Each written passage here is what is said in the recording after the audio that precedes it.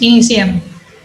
¿Qué vamos a ver en esta ponencia? Miren, vamos a hablar de todo un poco. Vamos a hablar primero qué es una UCI, cuáles son los criterios de ingreso para un bebé en esta terapia intensiva, qué es monitorización invasiva y no invasiva, que es algo que se hace bastante en la terapia intensiva, qué procedimientos hay, cómo se alimentan los bebés en una terapia intensiva, por sondas, por gavaje, cómo es ese alimento. ¿Cuáles son los cambios de posición en el recién nacido? Cosa que es muy importante, sobre todo si son prematuros, para el neurodesarrollo y su confort, por supuesto. ¿Qué hacer ante una parada cardiorrespiratoria? El código azul, bastante que es común en la terapia intensiva. ¿Cómo se maneja el carro de paro? ¿Qué contiene el carro de paro? Vamos a ver, por supuesto, preparación de algunos medicamentos en líneas generales. La inserción de diferentes catéteres, en este caso por vías periféricas, catéter epicutáneo que también se realiza, se coloca por el intensivista, el enfermero intensivista en esta área.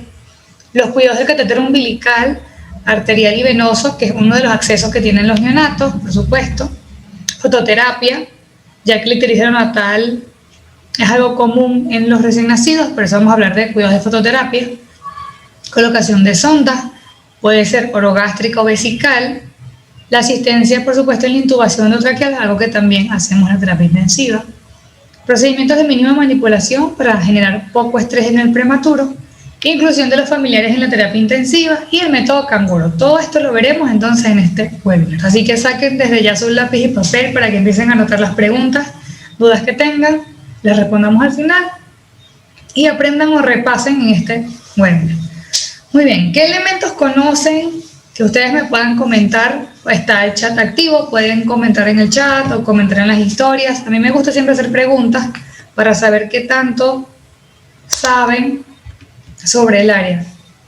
Pueden, por ejemplo, los participantes que están conectados, escribir al chat, responder algunas preguntas, pero bueno, ¿qué elementos vemos en este entorno? Fíjense que hay incubadoras, fíjense que esta es una incubadora, si alguna vez han visto una, se las presento. Hay un monitor que bastante que se utiliza en la terapia intensiva. Tenemos aquí una bomba de infusión, aquí arriba. Fíjense que esta es de tipo inyectadora. Y esos son elementos que podemos ver en una terapia intensiva.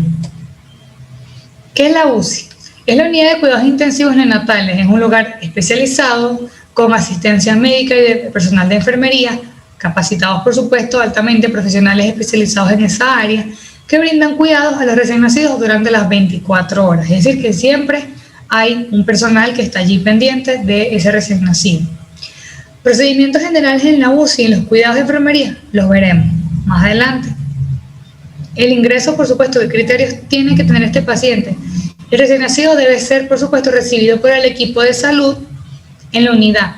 Y, por supuesto, debe haber elementos básicos mínimos para dar esta atención a los recién nacidos que están ingresando a esta área. Fíjense, por ejemplo, aquí vemos una servocuna, vemos bombas de infusión, vemos monitores, vemos incubadoras, hay un ventilador mecánico. Fíjense cómo hay elementos típicos de esta área que nos permiten entonces darle esos cuidados excelentes y mínimos que necesita el recién nacido. Fíjense, en esta imagen podemos ver algunos de los criterios de admisión en una UCI neonatal. Por ejemplo, necesidad de apoyo ventilatorio, por supuesto. Todos los bebés que salen de algún postoperatorio o que necesitan ventilación mecánica pasan por la terapia intensiva, ¿sí? Por supuesto, hasta que se resuelva esto, ya que es nuestro objetivo, pues, hacerle al paciente mejore y ya desatarlo del ventilador, por supuesto. Si tiene síndrome convulsivo en una etapa aguda, ese es criterio de terapia intensiva. Si necesita o requiere de procedimientos invasivos, por ejemplo, la colocación de un catéter que puede ir a quirófano o necesita hacer algún procedimiento más invasivo, pues es criterio de terapia intensiva. Si tiene clínica de sepsis, meningitis bacteriana, tiene criterios de UCI. Si necesita una monitorización invasiva, bien sea PVC, presión intracraneana, arterial, cualquiera, tiene criterios de UCI. Si tiene inestabilidad hemodinámica y necesita el uso de inotrópicos y vasoactivos como noradrenalina, dobutamina, dopamina, etc., eso es un criterio de terapia intensiva. Como les comenté, un RN que acaba de salir de un postoperatorio, él va a UCI hasta que se estabilice y luego a hospitalización. Un RN pues que tenga apneas severas y repetidas, eso es criterio de UCI y luego se maneja con un CPAP o intubación mecánica. Un RN donde tenga riesgo vital, por supuesto, de cualquier etiología, es admisión de UCI. Si, por ejemplo, es bajo peso, prematuro extremo, es criterio de UCI. O si tiene alguna, entonces, patología que perjudique altamente su vida, tiene criterio de UCI. Monitorización invasiva y no invasiva. Algo que quizás algunos conozcan o hacen sin darse cuenta. Vamos con la más sencilla, vamos con la monitorización no invasiva, que es la que seguramente todos hacen. Fíjense, esta recoge información sin vulnerar o lesionar las barreras de la piel del paciente. No necesita que le coloquemos un catéter, que lo puncemos, nada. Estas son, por ejemplo, ver o calcular la frecuencia respiratoria, la cardíaca, la presión arterial, la temperatura y la saturación. ¿Mediante qué? Saturómetro, saturación, temperatura, termómetro, la frecuencia cardíaca la podemos ocultar, la respiratoria la podemos contar y fíjense cómo no lesionamos al paciente. Mediante la monitorización, por supuesto, vamos a obtener constantes vitales que nos permiten ver cómo está el estado hemodinámico del paciente. Una desventaja de la no invasiva es que no es tan exacta, pero nos ayuda muchísimo, por supuesto. En el caso de la invasiva, aquí sí tenemos que lesionar la piel o las barreras o las capas naturales del paciente para tener estos parámetros. Por ejemplo, la PVC. Para poder medir la PVC o la presión venosa central, tenemos que colocar un catéter central que llegue entonces hasta la desembocadura de la aurícula derecha. Y así poder medir precarga, poscarga, etc. Si utilizamos, por ejemplo, un catéter de Swan-Ganz, que también es una forma de medir PVC. Pero necesitamos un catéter, entonces hay que ponerle un catéter central a ese paciente. Lo lesionamos, tenemos que punzar. Por ejemplo, a través de la PIC o presión intracraneal tenemos que colocarle un catéter y así poder medir su presión intracraneana, ver si está alta, por ejemplo. La PIA, presión intraabdominal, tenemos que colocar una sonda vesical al paciente para poder medir la presión que está a nivel abdominal, ¿ves? Tenemos que colocar una sonda. Y a través de la arteriotomía tenemos que cateterizar una arteria, en este caso la radial, es la mejor o es la que es el deber ser de abordar. Tenemos que colocar entonces un catéter a nivel arterial para poder así medir la presión arterial exacta. Fíjense como que todos estos nos dan unos datos exactos y muy importantes, pero tenemos que lesionar al paciente. Fíjense la diferencia entonces entre monitorización no invasiva y la invasiva. Si tienen dudas, por supuesto, las podemos ver al final, no hay ningún problema. Ahora bien, fíjense, esto es una UCI. Menciona al menos un parámetro de monitorización invasiva y no invasiva. De los que acabamos de ver, aquí hay de todos un poco. Fíjense como por ejemplo hay un ventilador mecánico, hay un monitor, el paciente en este caso está en una servocuna. A través de estos cableados, por así decirlo, podemos medir saturación, frecuencia cardíaca, podemos medir saturación de oxígeno. Fíjense que aquí lo estamos ocultando y pudiesen estar midiendo, por ejemplo, frecuencia cardíaca. Aquí tiene un saturómetro, así que están viendo la saturación de oxígeno. Y bueno, así fíjense cómo es una UCI, tiene bombas de infusión, tiene servocunas, tiene ventiladores mecánicos, el paciente está bastante invadido para poder monitorizarlo exactamente, sobre todo si está inestable. Acá les traigo algunas tablas que les puedan servir muchísimo. Recuerden que este es el área neonatal. Estos parámetros no aplican para adultos. Aquí hay algunos valores de monitorización no invasiva que les pueden servir. Tenemos frecuencia cardíaca, tenemos frecuencia respiratoria, tensión arterial y temperatura. Aquí podemos ver, por ejemplo, cómo es en pretérmino, a término y en un lactante. Y podemos ver los rangos, además podemos ver la diferencia cuando hay una bradicardia, taquicardia, bradipnea, taquipnea, hipotensión, hipertensión o hipotermia e hipertermia. Por ejemplo, hablamos de hipotermia en un pretérmino cuando tiene menor de 36,5 o me está marcando 35, por ejemplo, y hipertermia cuando tiene más de 37,5. En la frecuencia, por ejemplo, cardíaca, Fíjense que en un lactante pudiésemos hablar de taquicardia cuando tiene más de 140 latidos por minuto. A nivel de frecuencia respiratoria, en un lactante, taquipnea es cuando tiene más de 45 respiraciones por minuto. Entonces, fíjense cómo saber los rangos necesarios según la edad. Nos dicen, este paciente tiene dolor, o está pasando algo, o tiene fiebre, tiene algún proceso, necesita más ventilación, o necesita más, por ejemplo, está hipertenso, o vamos a colocarle calor. Es importante siempre conocer los valores normales de los signos vitales para poder atender a nuestro paciente de forma correcta. Además, aquí también les coloco en esta tabla la derivación con cada electrodo, porque muchas veces, o si no están en un área donde siempre se monitoriza, no saben dónde colocar los electrodos, por ejemplo, los que son precordiales, los que son rojo, amarillo, negro, verde. Muchas veces yo no me guío por el color y recomiendo que no se guíen por el color porque puede variar, sino que se guíen por las letras. Ellos nos dicen, por ejemplo, RA, que es right arm, si es LA, por ejemplo, es left arm. Entonces es mejor siempre leer cada derivación en vez de guiarse por los colores, aunque haya muchas mnemotecnias, porque según las casas comerciales pueden cambiar los colores.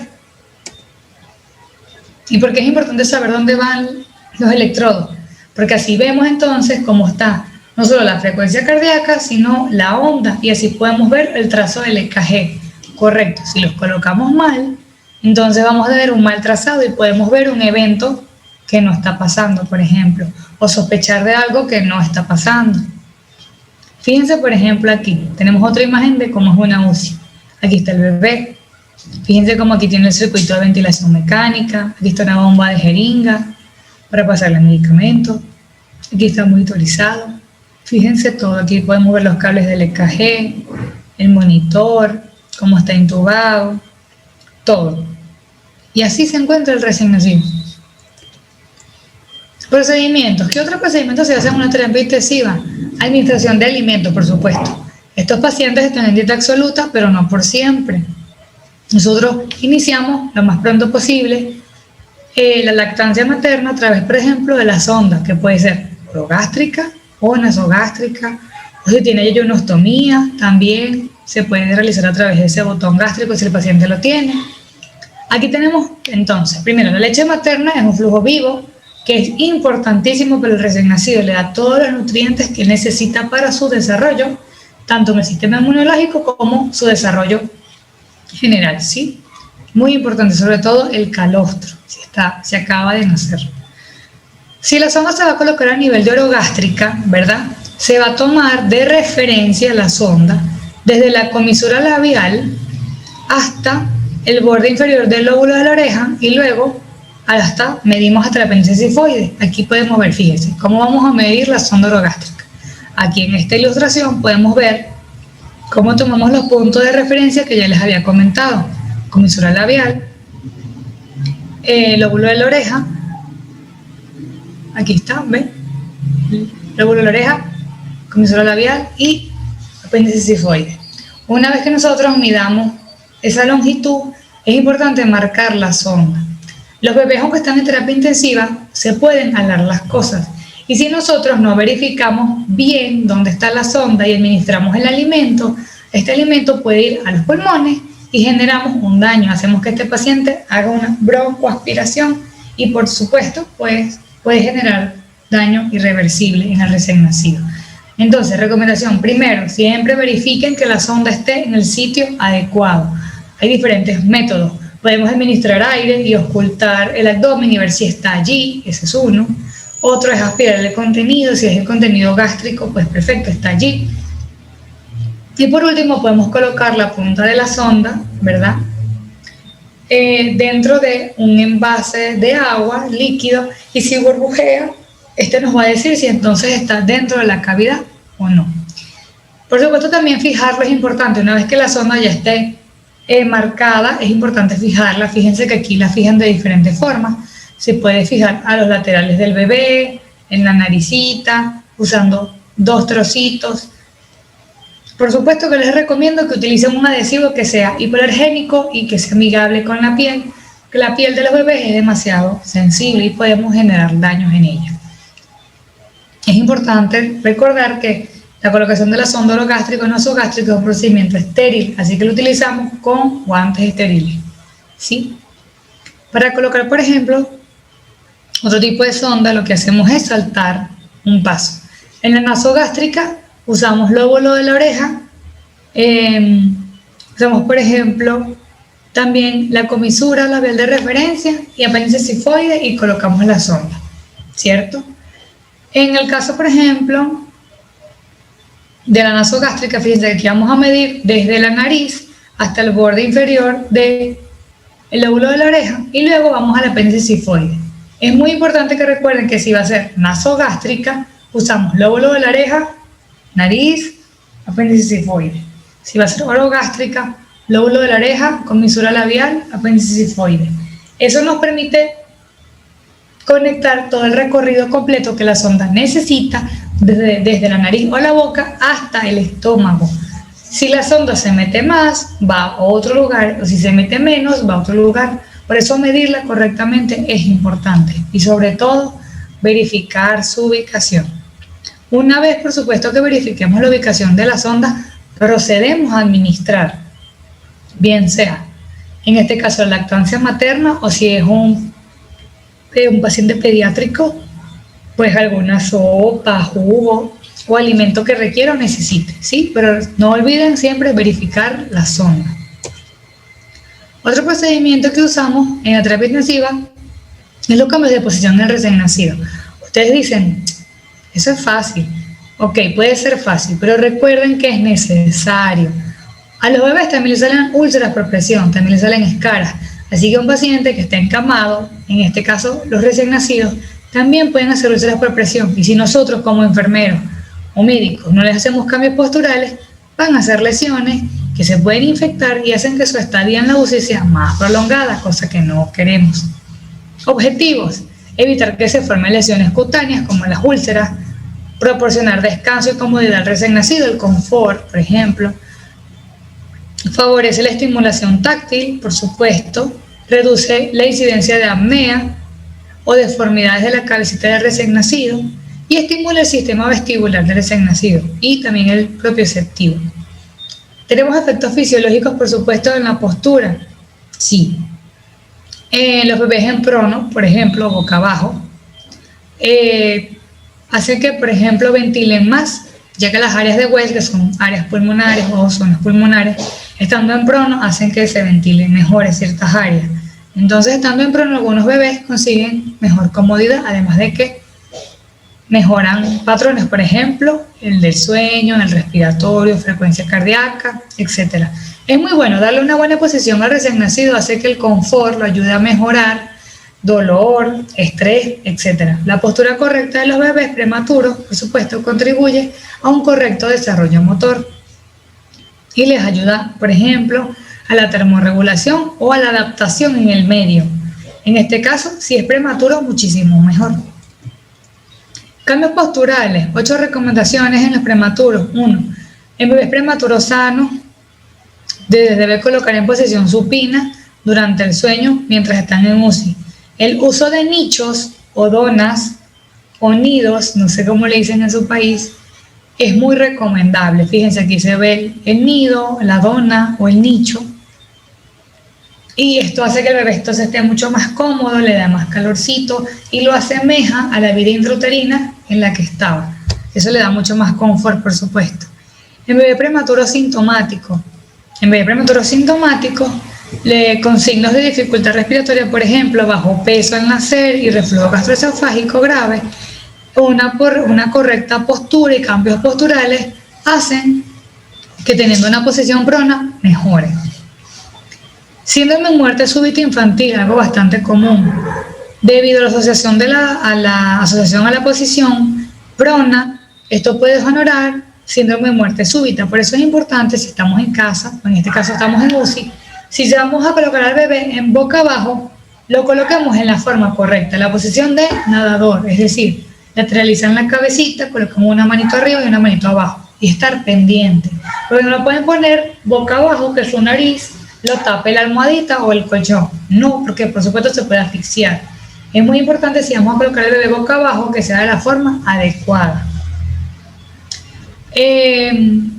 Una mala posición, por ejemplo, puede afectar en el neurodesarrollo y en el retraso motor del bebé.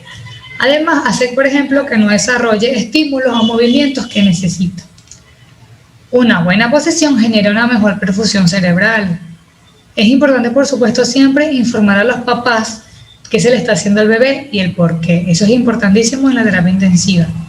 Si el bebé, por ejemplo, hace apnea y bradicardia, es importante tenerlo en una posición que nos permita vigilar eso.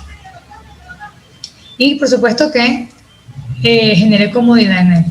Y en bebés prematuros sintomáticos, usar, por ejemplo, el método canguro, la donita o el nicho, hace que estos mejoren bastante y que su estadía, en este caso en la terapia intensiva, sea menos, que eso es lo que queremos. En UCI, que queremos mejorar al paciente, ayudarlo en el soporte que necesita y rehabilitarlo. Protocolos para los cambios posturales. Es importante ver cambio postural cada 2 horas. Reposicionar al bebé. Si está despierto o en sueño activo, pues es importante moverlo lentamente si está dormido para no agitarlo.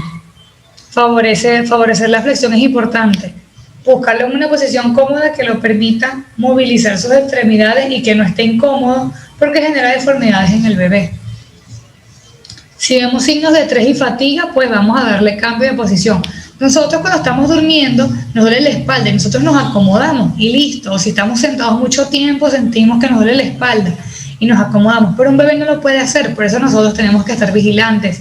Si vemos que está taquicárdico, que se está moviendo y que se ve estresado, pues vamos a darle un cambio de posición más cómoda. Esto los ayuda muchísimo. Hacer el nido, nicho o cuna los ayuda bastante, les he comentado y les he hecho énfasis en eso. Promover la alimentación, por supuesto, hacerle su dietica mediante gabaje, lactancia materna, método canguro, usar colchones de agua o antiescaras. Hay unos para las incubadoras y caben perfectamente. El uso de almohadas también ayuda a que evitemos úlceras por presión y demos más comodidad al bebé.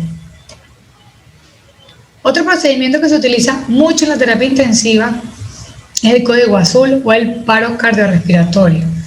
En el área de neonatal podemos utilizar, en este caso, la presión de 2 formas, ya lo vamos a ver más adelante. ¿Cuál es nuestro objetivo? Por supuesto, todos los recién nacidos que sufren un paro cardiorrespiratorio deben recibir una reanimación cardiopulmonar o cerebro cardiopulmonar adecuada, oportuna y efectiva. Y por eso es importante que como personal de salud aprendan cómo se realiza el RCP en adultos, en pediatría y en neo. Cada cuánto hay que hacer compresión, cada cuánto hay que hacer de ventilación, cómo preparar la adrenalina, etcétera, que es un medicamento que se utiliza en este caso, ¿sí? ¿Qué tenemos que tomar en cuenta? Evaluación, decisión y acción. 3 palabras importantes que tenemos que hacer ante una parada cardiorrespiratoria. Fíjense en esta ilustración, podemos ver que podemos dar compresiones con los 2 pulgares a 2 dedos o utilizando los 2 dedos índice y medio cuando hay un reanimador. Si estás solo, por eso cuando hay un reanimador damos 3 compresiones, una ventilación o una insuflación con el ambú. Si hay 2 reanimadores, pues tranquilamente tú puedes dar 3 compresiones y le avisas a tu reanimador para que dé una insuflación. Yo cuento en voz alta, por ejemplo, 1, 2, 3 y la persona da ambú o da presión. Es importante tener una buena sincronía en el equipo de trabajo. Un trabajo sincrónico hace entonces que la acción sea mejor, se tomen mejores decisiones y podemos evaluar el equipo de trabajo si está siendo efectivo nuestro RCP. Recuerden que RCP es cuando no hay actividad cardíaca o hay ausencia de latidos y por eso tenemos que hacer estas maniobras. ¿Qué tiene el carro de paro? Y tenemos que, si estás en una UCI, siempre buscar el carro de paro, revisar qué tiene, si tiene material o no, hay que recargarlo, si está vencido o no, y equiparlo y mantenerlo al día. La importancia del carro de paro es garantizar el íntegro equipo y material y medicamentos, mejorar la calidad de atención del paciente, por supuesto. Si hay un paro, pues todo está allí, ahí está la tabla, están los medicamentos, está todo el material que tú necesitas. Fíjense que tiene 4 cajones, puede ser rojo o azul el carro de paro. Tiene hasta un paral para que le cuelguen los medicamentos, bombonas de oxígeno, la tabla para colocarla si es un paciente pediátrico en el colchón. En el cajón número 1 tenemos todo lo que es drogas, medicamentos que se utilizan en el RCP, hipnotrópicos, vasoactivos, furosemida, cualquier tipo de medicamentos que vayamos a utilizar. ¿Sí? En el cajón número 2 tenemos material de consumo o descartable, sonda, yelco, llaves de 3 vías, sonda para aspirar, sonda Foley, escal, aguja, cualquier tipo de material descartable o de consumo. En el cajón número 3 podemos ver cánulas de Mayo o de Guedel, laringoscopio, guantes, guía para intubar, en este caso que eso es guía metálica, adhesivo, pinzas, etc. Eso es el cajón número 3. Por último, el cajón número 4 tenemos bolsas de reanimación, bambú, catéteres para oxígeno, mascarillas, bien sea Venturi o de oxígeno normal, soluciones endovenosas, todas tienen que estar allí, sobre todo Ringer y solución 09. Eso lo vemos entonces allí en el cajón número 4. Pueden comentarnos si así es el carro de paro de su UCI, o si habían visto un carro de paro de antes, o si nunca habían manejado un carro de paro. Es importante siempre tenerlo allí presente. Hay factores que favorecen a una parada cardiorrespiratoria, 5H y 5T. Dentro de las 5H, la hipovolemia, la hipoxia, la acidosis, la hipo o hiperpotasemia y la hipotermia son factores que inducen a una parada cardiorrespiratoria, por eso hay que estar bastante vigilante. Dentro de las 5T tenemos neumotorax a tensión, taponamiento cardíaco, tóxicos, trombosis pulmonar y trombosis coronaria. Esas son las 5T que favorecen a una parada cardiorrespiratoria. Si conocemos los factores, podemos prevenir una parada cardiorrespiratoria. Por eso los invito a que siempre estén atentos y monitoricen a su paciente. Ahora bien, ya yo les dije cuál es la constante de reanimación o de RCP en un neonato. Es 3-1, es decir, 3 compresiones, una reanimación, es decir, 1, 2, 3, ambú, o 1, 2, 3, ambú. ¿Cuándo paramos de dar reanimación? Cuando tenemos pulso. Si el paciente tiene pulso o mejora saturación y pulso, ya entonces dejamos de dar RCP. Por supuesto hay que vigilar a ese paciente porque está bastante inestable, acaba de salir de un paro, hay que vigilar pupilas, hay que vigilar saturación, hay que vigilar los líquidos, hay que darle confort. Si el paciente está hipotérmico, pues entonces darle calor para que no caiga otra vez en paro. Hay que ver, por ejemplo, si era que el tubo se tapó con secreciones, pues cambiar el tubo, aspirar al paciente, ver cuál fue la causa que lo llevó a esa parada cardiorrespiratoria. Pero recuerden que tenemos que dar 3 compresiones, una ventilación en recién nacido, ¿sí? Otro procedimiento que se hace bastante en terapia intensiva es la administración de medicamentos. Esto, por supuesto, para garantizar la preparación correcta de las mezclas endovenosas de acuerdo a la orden médica. Es importante que jamás olvidemos los 10 correctos a la hora de preparar un medicamento, ¿sí? ¿Cuáles son? Dentro de los 5 de preparación, paciente correcto, medicamento correcto, dosis correcta, vía correcta y hora correcta. Jamás lo olviden. Y dentro de la administración, la fecha del vencimiento es importante revisarla, educar e informar al paciente, en este caso a los papás, ya que el bebé no te va a responder. Pero es importante informar a los papás que se les está colocando a su bebé y por qué. Registrar el medicamento, importante. Lo que no se escribe en la enfermería no se hizo, entonces es importante escribir. Valorar, por supuesto, si hay algún rash o reacción alérgica y registrar y preparar nuestro medicamento. Hay una regla que a mí me encanta que son los 4 yo. Yo preparo, yo administro, yo registro, porque si pasa algo yo respondo. Y por eso es importante, si tú preparas el medicamento, administrarlo tú, porque tú sabes cómo lo preparaste, ¿sí? Importante también identificar todo y rotular todo. La terapia intensiva, el personal es muy ordenado y eso es algo que a mí me gusta. Tratemos de en lo posible ser siempre todos ordenados. ¿Cuáles son las vías de administración que se utilizan? Podemos usar vía oral, endovenosa, intramuscular, subcutánea, inhalatoria, tópica, oftálmica, hasta la intraósea se utiliza en la terapia intensiva. Inserción de catéter periférico, por ejemplo, eso lo utilizamos bastante para poner medicamentos. Un procedimiento invasivo que consiste en la colocación de un catéter corto en la vena, en este caso periférico, para administrar de forma corta duración un medicamento o algún líquido que tengamos que pasar. Si este paciente requiere más cantidades de volúmenes y más estadía o tiempo, entonces tenemos que pensar en la colocación de un PIC o un catéter central o el umbilical. En este caso vamos a hablar del catéter epicutáneo, que es el PIC. Es una vía central canalizada desde una vena periférica. Fíjense, por ejemplo, aquí en la ilustración cómo se coloca. Este catéter epicutáneo llega hasta la aurícula derecha. Se coloca en el recién nacido por vía periférica y este llega a la aurícula derecha. Fíjense lo largo que es. Aquí podemos ver en la ilustración todo el recorrido que tiene este catéter. Las indicaciones: recién nacidos prematuros, bajo peso, que necesiten nutrición parenteral, prematuros recién nacidos que necesiten, por ejemplo, adecuada nutrición, manejo de líquidos, que sean de vías tortuosas. Esta es perfecta, o que requieren inotrópicos. Siempre pensemos en periférica, epicutáneo o PIC y central, además del umbilical, por supuesto. Hay que buscar siempre lo mejor para, en este caso, bebé o recién nacido. Otro catéter que utilizamos, el umbilical. ¿Qué cuidados hay que tener con esos catéteres? En este caso, arterial y venoso. Fíjense, lo importante primero que es identificarlo, ya que son dos catéteres en un muñón umbilical. Hay que saber cuál es el arterial y cuál es el venoso, ya que por el arterial no se pasan medicamentos. Por el arterial solo vamos a tomar muestras, por ejemplo, arteriales. Listo.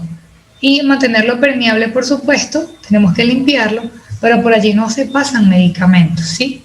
¿Cuáles son los objetivos?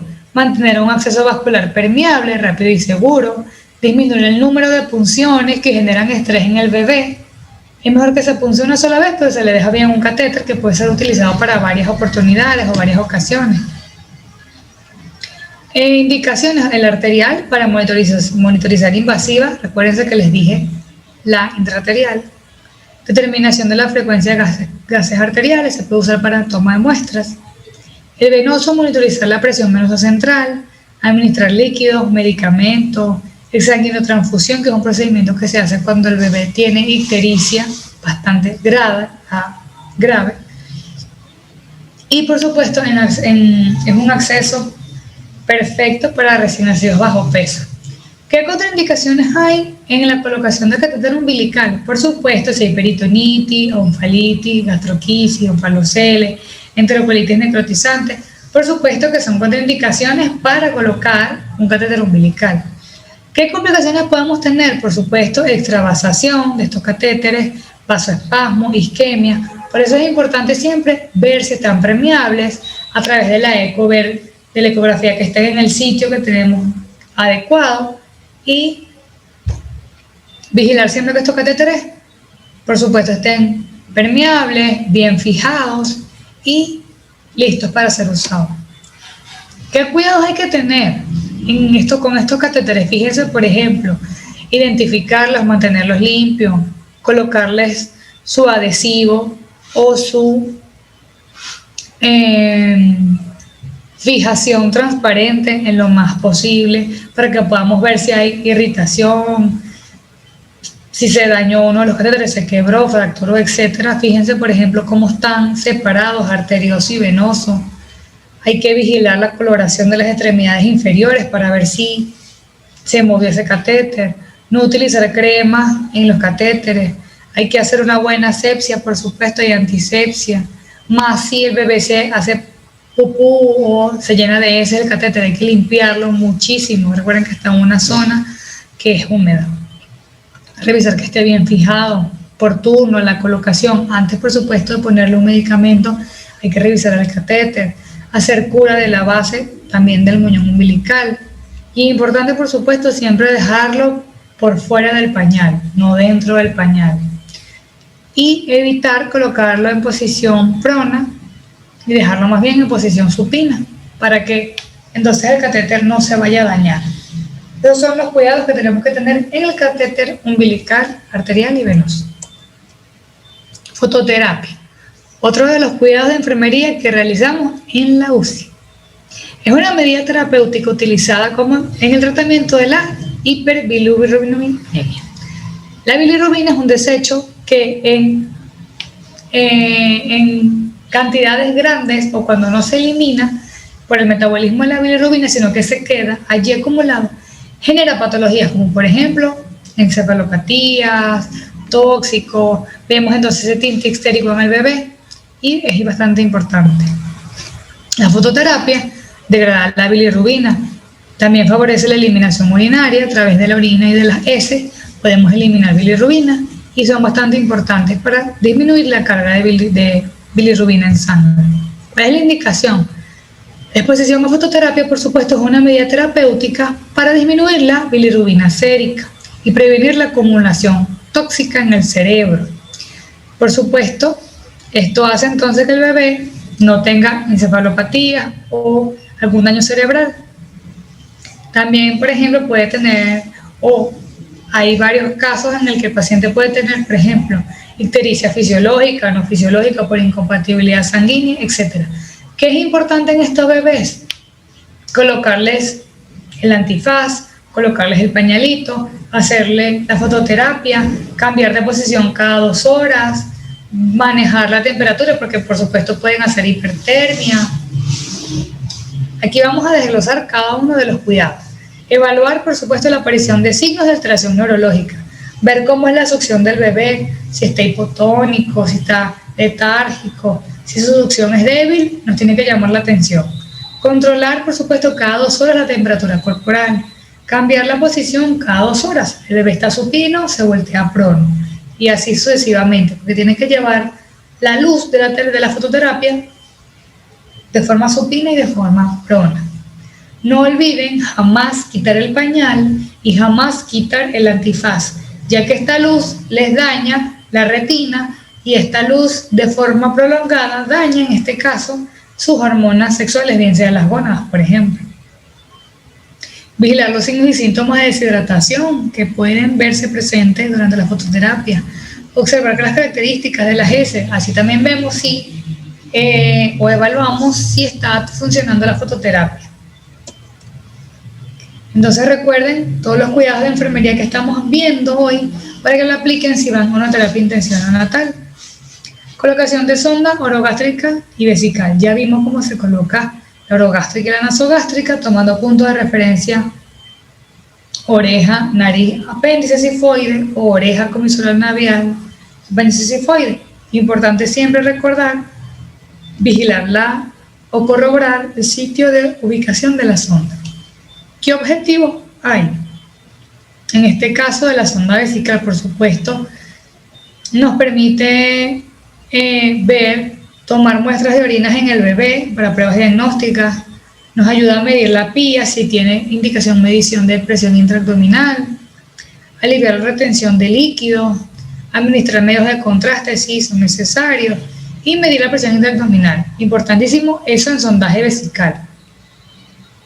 Aquí podemos ver algunos de los procedimientos. Es importante fijarla bien. Si se utiliza como una sonda, pues fijar bien el globo y utilizar la sonda adecuada, por supuesto, para cada edad. Cada bebé tiene su French. Todas las sondas tienen su calibre, 5 French, 6 French, 8 French. Y aquí lo podemos ver descrito. La colocación de las sondas es importante. La sonda vesical de silicón dura muchísimo más que la sonda vesical o Foley normal. La sonda Foley normal dura solo 7 días, cuando la de silicón puede durar hasta 21 días, siempre y cuando, por supuesto, esté íntegra, no tenga fracturas, no tenga alguna punción, alguna extravasación, etc.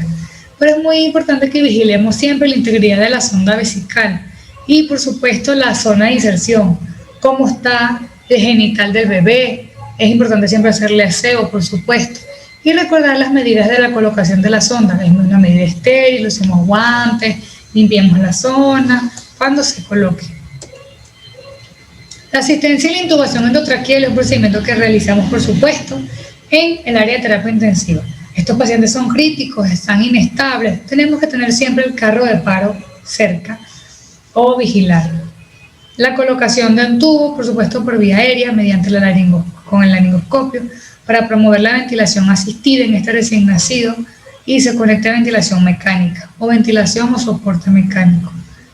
Las actividades de enfermería que hacemos durante la intubación, por supuesto, monitorizar al paciente. No somos nosotros que nos encargamos de decir, eso es fórmula en todo. En pediatría siempre hay fórmula para ver el número de tubos, fórmula para ver cuánto vas a introducir el tubo, corroborar una vez que el doctor intube, dónde está, si se oculta, bilateral, buena entrada de aire, tanto en ápices como bases, perfecto, no está en estómago, excelente, vamos a fijarlo ahora.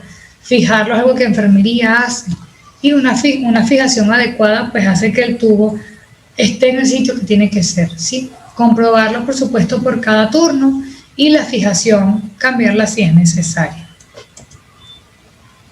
Procedimiento de mínima manipulación, los cuidados centrados en el neurodesarrollo, sobre todo en los prematuros y bajo peso. Esos son bebecitos que se manipulan lo más mínimo posible y se estimulan de forma muy delicada para que entonces no se estresen. ¿Cuáles son los objetivos? Mantener un ambiente agradable, cálido, libre de ruido, molesto, que se asemeje al vientre materno. El uso de nicho es importante. Por supuesto, organizar todos los cuidados para que sean rápidos, seguros y no generar muchos estímulos innecesarios en el bebé. Disminuir el riesgo de complicaciones en el recién nacido, por supuesto, esto ayuda muchísimo. ¿Qué precauciones hay que tener? La manipulación debe hacerse en lo posible 2 personas, porque es más rápido, es más sincronizado y con más cuidado. Establecer horarios, por supuesto. En la UCI los pacientes se pueden monitorizar de forma horaria, cada 2 horas, por turno. Si está inestable, bastante crítico, horario, por supuesto. Pero si vemos, por ejemplo, que está en su hora nocturna y que está un poco estable, podemos monitorizarlo cada 2 horas. O monitorizarlo con el monitor de forma horaria y estimularlo cada 2 horas. Para que entonces tengamos todos los signos y podamos estar pendientes de nuestro bebé y su estado hemodinámico. Máximo de tiempo de procedimientos, 15 minutos. Recuerde que aquí lo que queremos es mínima manipulación. La inclusión de los familiares en la UCI. Esto es algo que es súper importante y tiene que siempre haber inclusión de los papás en la terapia intensiva. Aunque es un área cerrada y tiene bastantes normas, siempre hay horario para los papás. Y a ellos se les tiene que explicar todo. Explicar por qué su bebé está allí, cómo está mejorando o si no está mejorando. Si el paciente, por ejemplo, ya está estable y su condición lo permite, hacer método canguro. El método canguro los ayuda muchísimo, tiene muchísimos beneficios. Si hace papá canguro, mamá canguro, incluir a los padres en los cuidados, enseñarles cómo darle lactancia, incluirlos en el baño del paciente. La inclusión de los familiares en la terapia intensiva es importante. Además, ayuda a que los niveles de ansiedad y estrés disminuyan en los familiares y en este caso del bebé, por supuesto. Un bebé estresado es un bebé enfermo. Un bebé estresado es un bebé que genera más patologías y una más estadía prolongada en la UCI. El método canguro, a mí me gusta bastante. Y fíjense como, por ejemplo, estos bebés tienen CPAC y hasta un bebé intubado puede hacerse el método canguro siempre y cuando su estabilidad hemodinámica lo permita. Este cuidado del desarrollo, por supuesto, esto ayuda a mantener al bebé piel a piel con la mamá. El método canguro es piel a piel. La mamá usa su pecho desnudo, se le coloca una batica y allí se coloca al bebé adentro de ella. Y ese calor piel a piel da muchísimos beneficios. Termorregulación, ayuda a que ganen peso, les da confort, estabilidad, disminuye la ansiedad, etc. ¿Qué objetivos hay? Mantener un ambiente agradable, cálido, seguro. Por supuesto, podemos hacer los cuidados de enfermería junto con la mamá, estando allí. Disminuir el riesgo de complicaciones del recién nacido. ayuda a la estabilidad fisiológica, regula la temperatura, la tensión arterial, ayuda al desarrollo cerebral del bebé, el sistema inmunológico, ayuda a que aumente de peso, mejora el sueño profundo y genera, por supuesto, un mayor vínculo y disminuye el estrés y el llanto, lo que es súper importante.